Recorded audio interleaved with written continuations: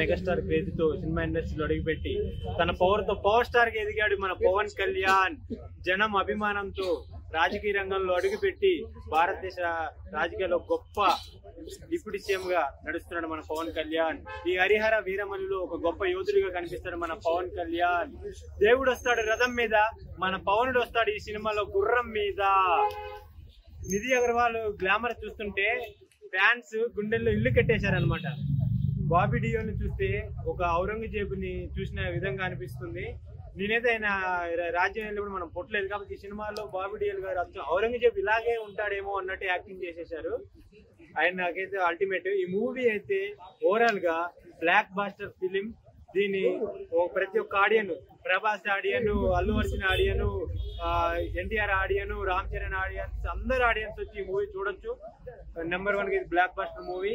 ఇది ఆయన కెరియర్ లో ఒక బిగ్గెస్ట్ మైలురాయిగా నిలిచిపోతుందని నేను కోరుకుంటున్నాను. జై పవర్ స్టార్. సెకండ్ హాఫ్ ఏదో కొంచెం డల్ ఉందంట. డల్ అంటే ఆడియన్స్ ట్రోలింగ్ చేసేటోళ్ళు చేస్తూనే ఉంటారు. స్లో అయిందంట సినిమా, కాస్త లేగు, స్లో, ఫస్ట్ హాఫ్ చిరాకు కాస్త. మరి ఫస్ట్ హాఫ్ ఆడియన్స్ కోసం, సెకండ్ హాఫ్ ఇందులో కోసం.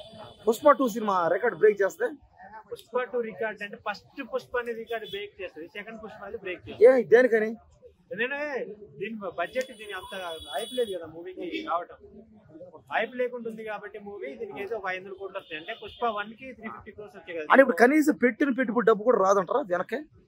పెట్టిన పెట్టుబడి వస్తుంది. ఎందుకంటే చూశారు కదా, నేను బుక్ మై షోలో అలా ఓపెన్ చేసి టికెట్స్ ఓపెన్ చేస్తా ఉంటే ఒక టికెట్ కూడా నాకు దొరకదు. లాస్ట్ ఒక ఎల్లో 12 టికెట్ అనేది నాకు చేశారు. కానీ ఇప్పుడు ఖాళీ అంట మొత్తం.